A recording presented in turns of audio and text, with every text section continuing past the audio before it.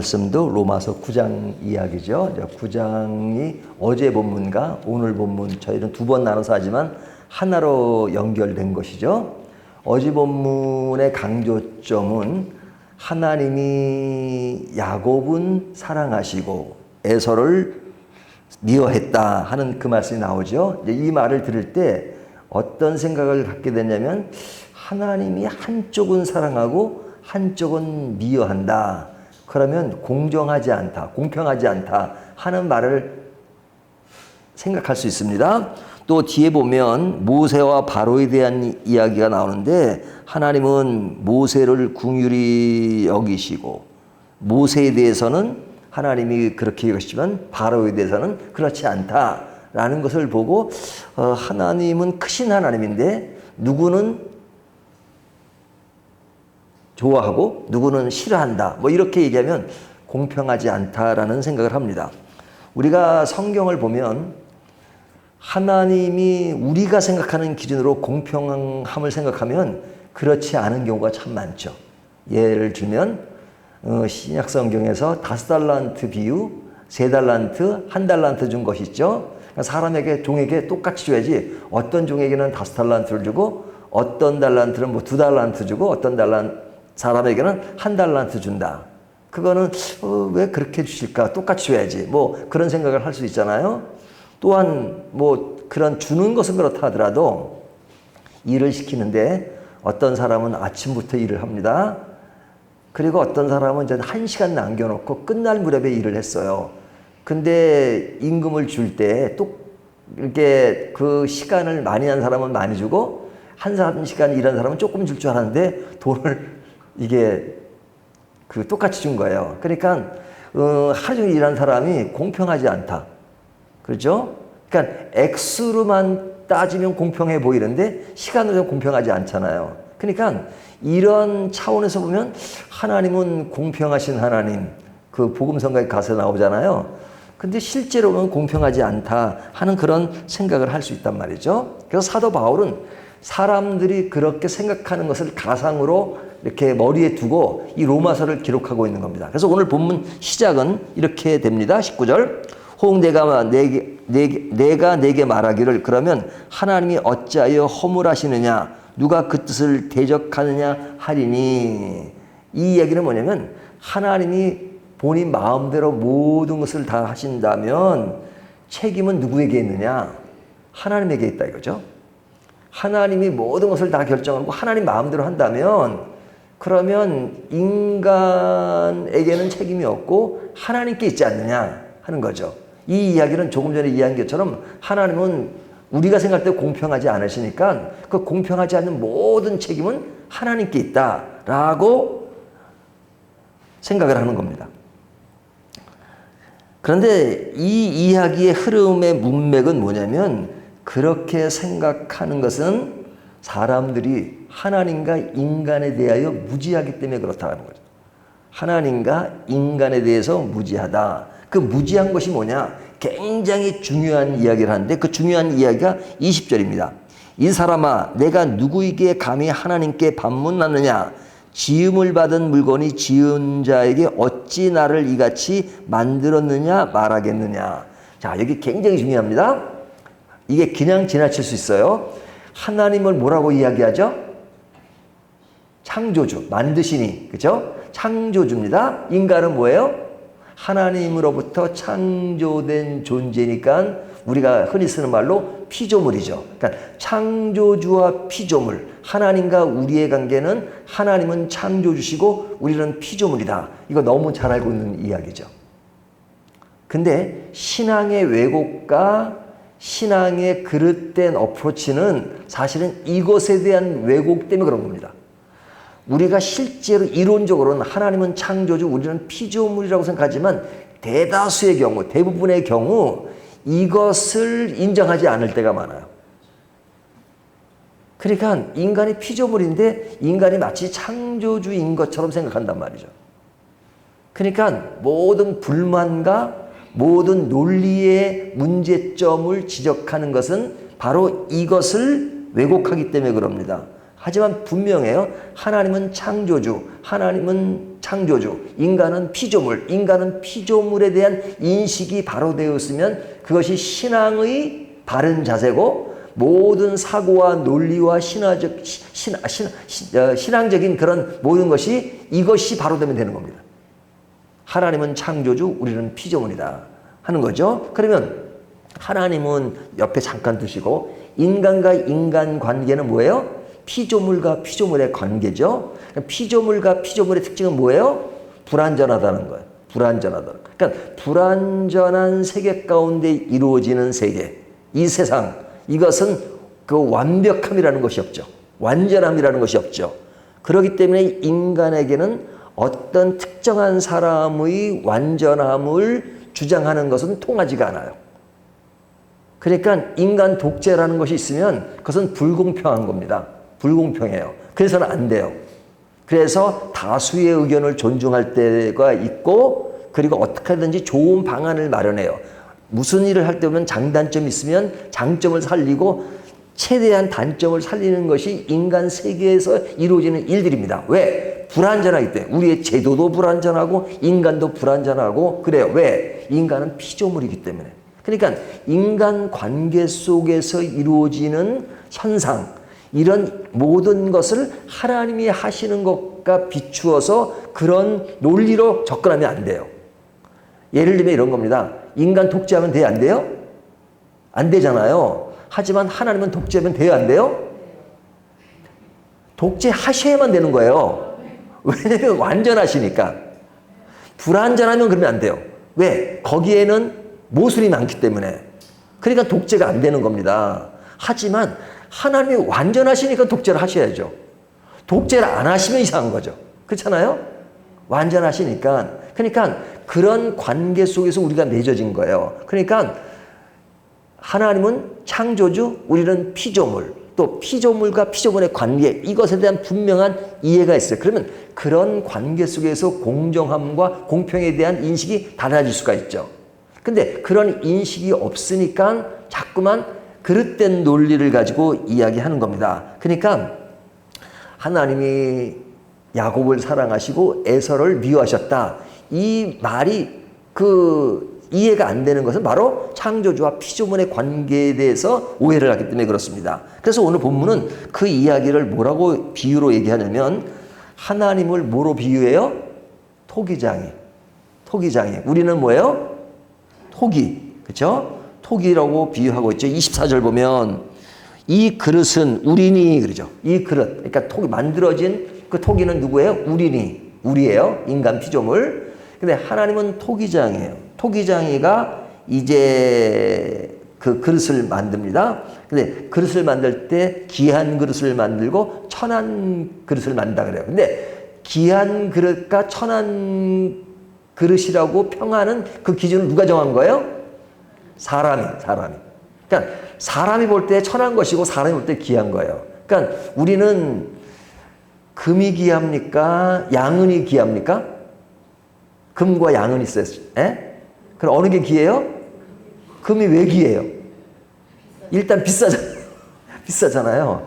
그러니까 인간이 양은보다 금이 비싸다는 것은 인간이 정한 겁니다.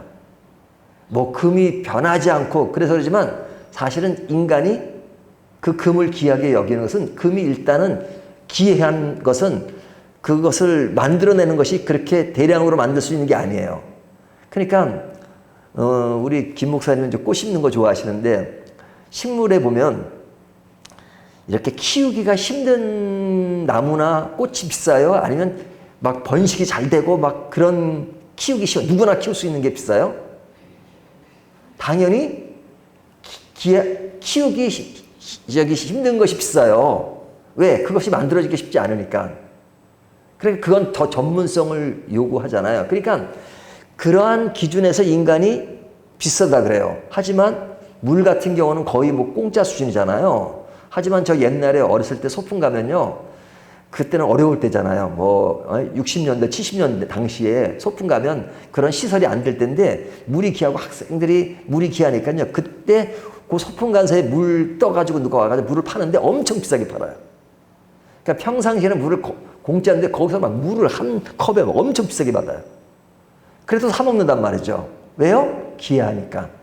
그러니까 그런 천한 것과 귀한 것의 기준은 인간이 삶의 현장에서 그 필요에 따라서 값이 올라갈 때도 있고 떨어질 때가 있고, 그래서 인간의 그 값의 기준에 의해서 천한 것, 귀한 것으로 나눠질 때가 있단 말이죠. 하지만 인간의 기준이 그런 거죠. 인간이. 하나님 오실 때 금이 귀할까요? 아니면 양은이 귀할까요? 하나님이 그렇게 본다고 볼 수는 없죠. 그러니까 이 이야기는 뭐냐면 사람들이 그렇게 생각해요. 하지만 하나님은 토기장으로서 사람들이 귀하게 생각하고 천히 여긴다는 것도 하나님에게는 하나님의 작품이기 때문에 귀한 겁니다. 귀한 거예요. 그러니까 하나님한테는 예를 들면 이 본문에서 이방인과 유대인을 비교할 때 유대인들은 자기들은 굉장히 귀한 작품이고 이방인들은 천한 작품을 생각하잖아요. 오늘 본문 쭉 읽어보면 뭐예요? 하나님이 그렇게 생각하시느냐? 하나님은 그렇게 생각하지 않는다 이거죠. 하나님은 그렇게 생각하지 않으세요. 유대인들이 착각하는 거죠. 그러니까 저는 그런 말을 가끔 하는데요. 누가 사람들이 나이 들어서 비난을 하거나 그러잖아요. 당신은 뭐 그렇게 키가 작고 뭐 그래요. 그러면 그렇게 생각하십시오. 그렇게 속으로 생각하십시오. 나는 하나님의 작품인데. 하나님의 작품인데 누가 누굴 뭐라 그래. 하나님이 나를 멋있게 만든 귀한 작품인데. 하나님의 작품은요. 너무너무 기묘하죠. 그래서 우리가 예술가들 중에 보면 폐품을 수집해가지고 폐품으로 멋있는 작품을 만드는 사람이 있어요. 그러니까 하나하나 보면 폐품이지만 그것이 예술로 승화되면요. 굉장히 가치 있는 것으로 되잖아요. 하나님이 사람들이 나를 별 볼 일 없이 본다 할지라도 하나님은 나를 무엇으로 창조하시고 피조물로 만드셨어요? 귀한 작품으로. 귀한 작품으로. 그러니까 누가 나에 대해서 뭐라 그래요? 하나님이 그렇게 만드셨는데 자기들이 하나님보다 높은가요? 그러지 않잖아요. 그렇기 때문에 우리가 이 9장에 들어와서 이 말씀은 우리에게 구원의 확신과 하나님이 나를 선택한 것, 이것에 대해서 자부심을 가지라는 거예요. 자부심을. 구원보다 큰 일이 없어요. 이 세상의 모든 것을 다 가지고 있다 할지라도 구원받지 못한 사람이라면 그것은 It's nothing. 그 아무것도 아니에요. 아무것도 아니에요.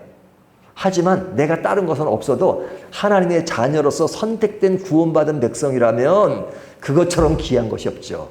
그런 것에 대한 자부심을 가지고 있어요.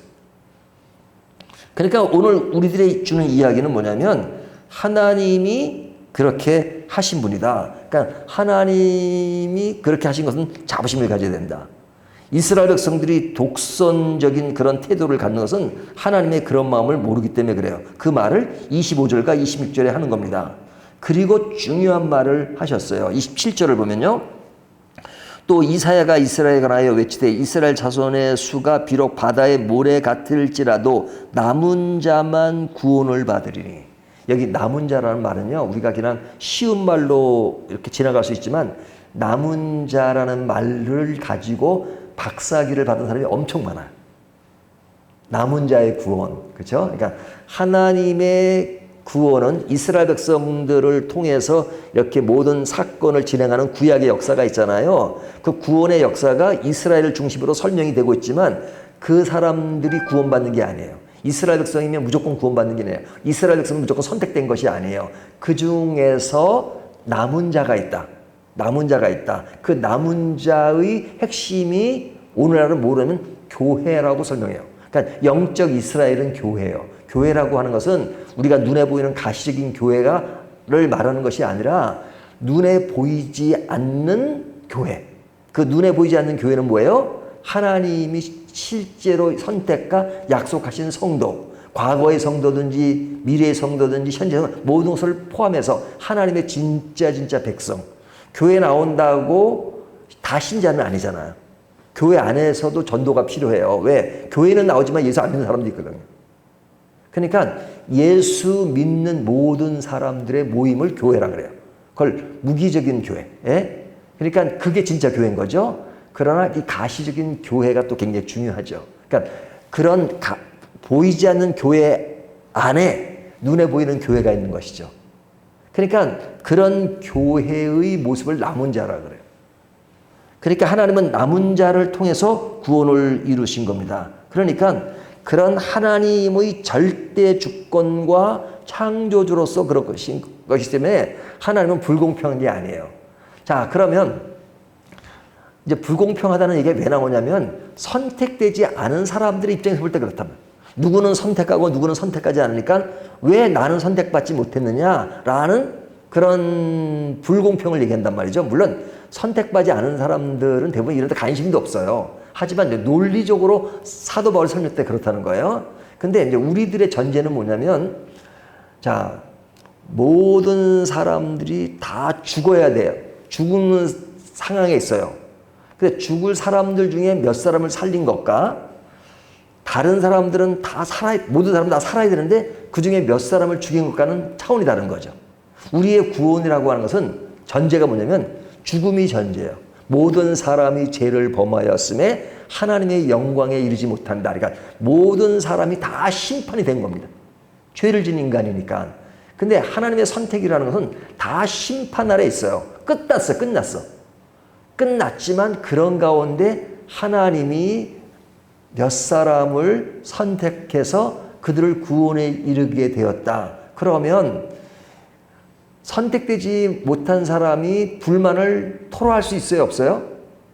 토로할 수 없어요. 왜? 기본 전제가 죽음이기 때문에. 기본 전제가.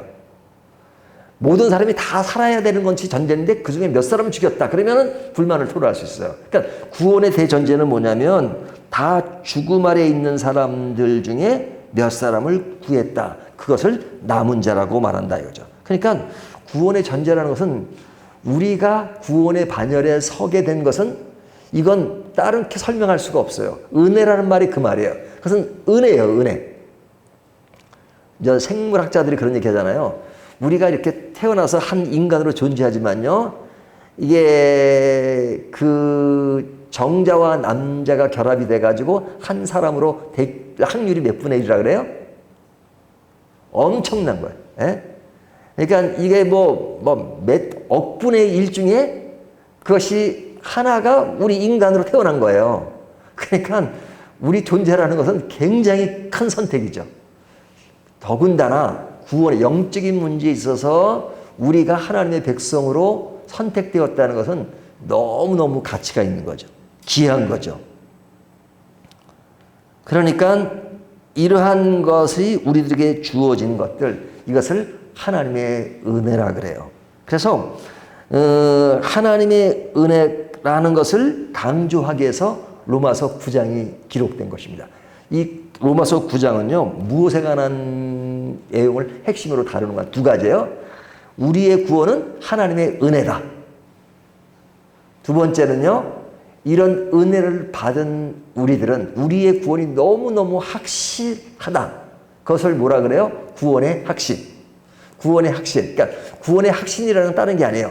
내가 그러한 많은 사람 중에 남은 자로서 구원된 사람이고, 구원의 그 모든 원리가 로마서 8장까지 기록되고, 이 8장 이후에 하나님이 우리를 선택하시고 그 약속을 이루시고, 그리고 그 하나님이 우리들에게 너무 분명하다.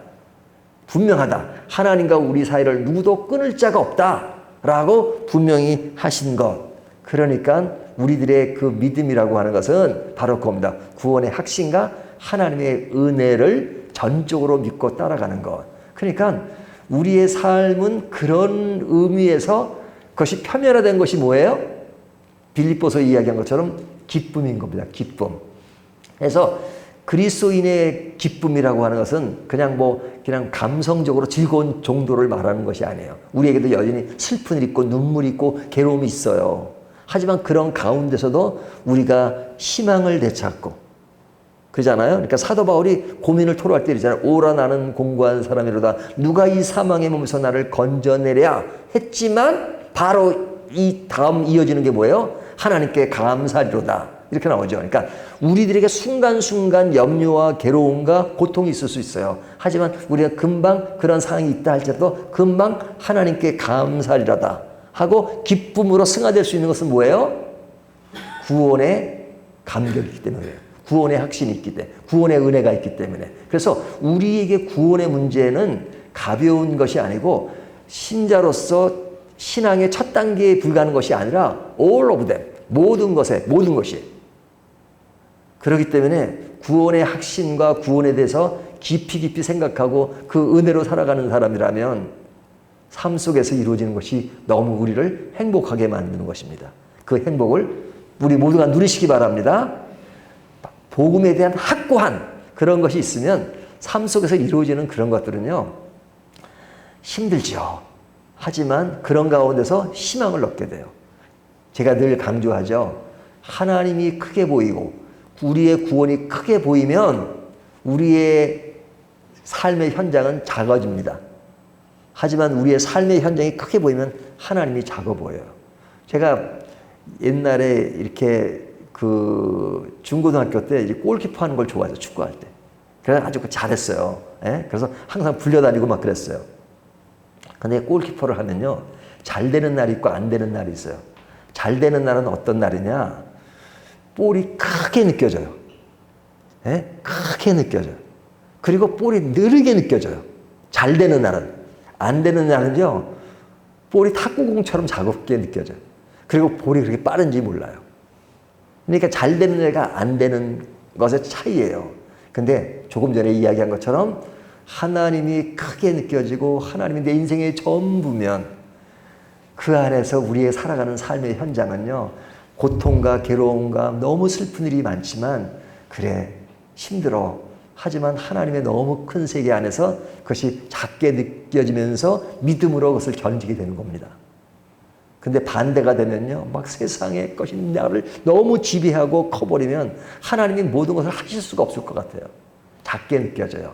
그래서 믿음이라는 것은 내가 원하는 것이 되어지게끔 되어지는 것이 믿음이 핵심이 아니고 뭐예요? 믿음이라는 것은 하나님이 크게 느껴지는 겁니다. 그래서 우리의 구원이 크게 느껴지고 우리가 구원된 것들을 크게 느끼는 것, 이것이 바른 믿음이라는 것, 오늘 본문이 말씀해 주고 있습니다. 이런 말씀을 가지고 우리의 신앙을 더 확고하게 하시는 저와 여러분이 되시기를 주님의 이름으로 축원합니다.